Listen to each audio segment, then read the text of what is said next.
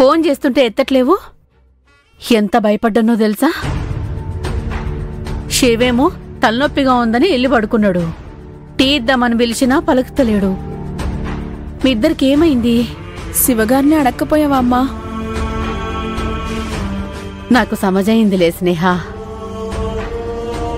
మనింటికి మీ అక్కని రావద్దన్నానని నువ్వు బాధపడ్డావు. అసలు ఎందుకలా అన్నానంటే... ఎందుకలా అన్నారు? మా అక్క నాకు అర్థమయ్యేలా చెప్పిందిలే అమ్మా. అది కాదు బిడ్డా.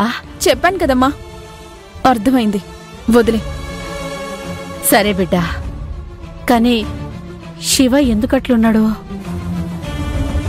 మీ మధ్య ఏం జరిగిందమ్మా? శివగారు డిస్టర్బ్ అయింది నా వల్ల కాదమ్మా, ఇదిగో దీనివల్ల.